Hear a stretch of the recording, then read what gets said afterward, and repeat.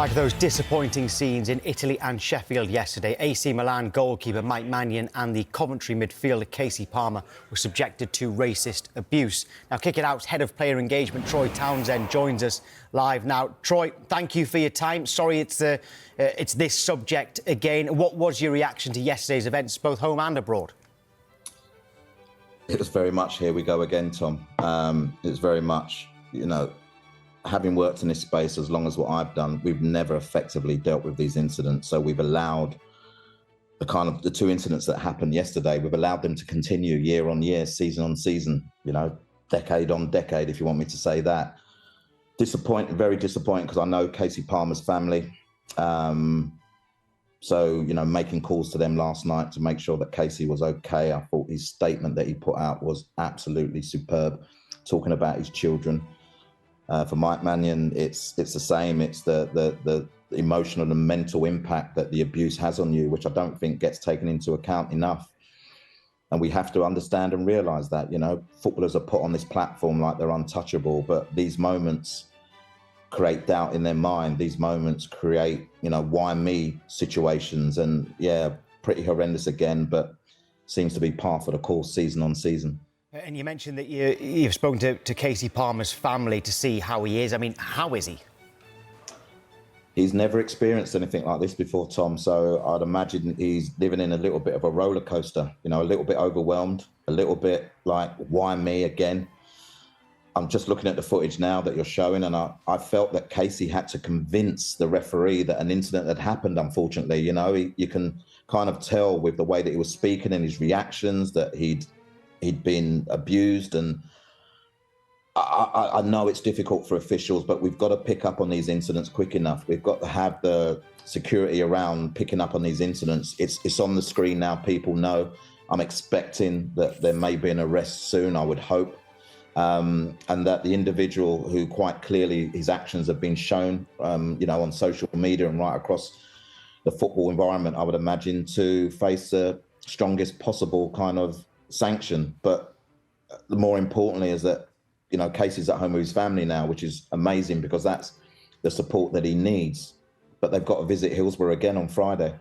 And for me, that's how is he going to feel going back into that environment, knowing that at the end of a fixture, he was targeted with racism by the very said same fans that he's going to be playing against on Friday.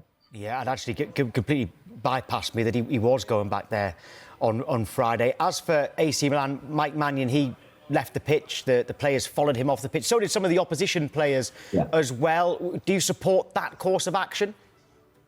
Been calling for it for a long, long time. Players have to take these matters in their own hands. If the authorities are not going to level the right and appropriate kind of sanctions and actions or, immediately, then for Maignan, it's massively important that he, looks after himself. I'm really pleased with the support from his teammates. I'm really pleased, like you've just said there, that some of, Udinese players, it's not the Udinese players' fault, by the way, but I'm really pleased that they chose the same action.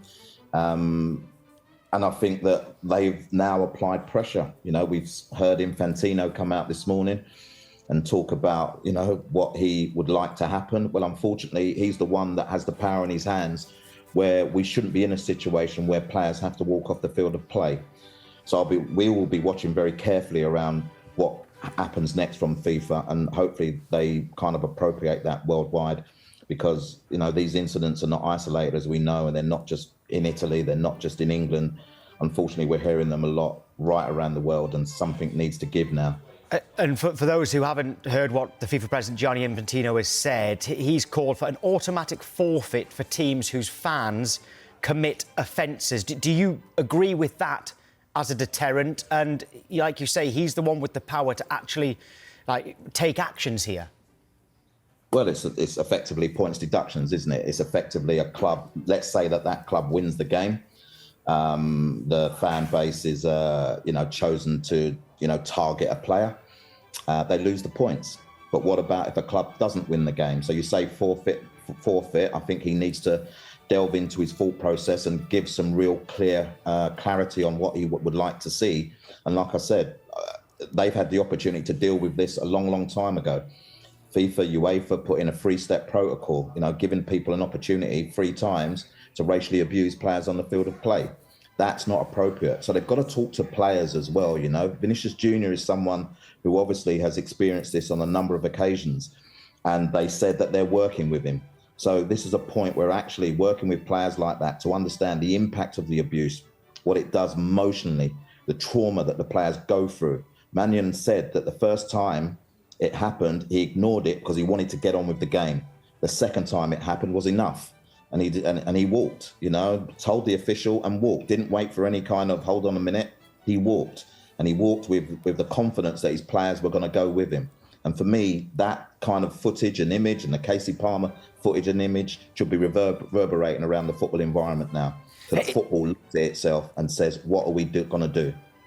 And does it put unnecessary pressure on the players? That it had to be out at AC Milan, Maignan was the one who chose to walk off the pitch with his teammates. Why is it down to the players to make that decision? And surely it's unfair on them when they're just doing their jobs. Because there's not a fit and proper process. It's as simple as that. There's not a fit and proper process to protect them in their workplace environment, which is the field of play.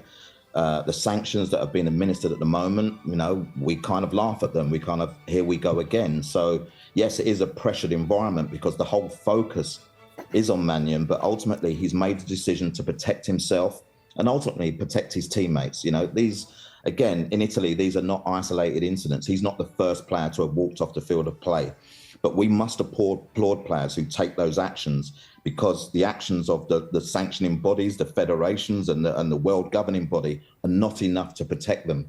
And so doing that, it is a lot of pressure, but I absolutely applaud and commend him for doing that and looking after his space. Troy, thanks again for coming on, and again, apologies for the circumstances. No worries, appreciate it, Tom. Always a pleasure. Well, just going to talk to Darren and Dean a little bit more on this one. And Dean, I don't know, Troy made some really good points there about the emotional toil that will have on those players, and he talked about having spoken to Casey Palmer's family and the toll it takes on them as well. I don't know in your career if you've ever had a teammate who's been subjected to something like that, and how they've dealt with it, and how hard it is for them, and how the teammates can rally around. I don't, because I don't feel as if they had the platform to be able to do that and speak out when it happened. That is the case now, but it shouldn't. It shouldn't be the case that the players have to take it upon themselves and the toll that must take on them.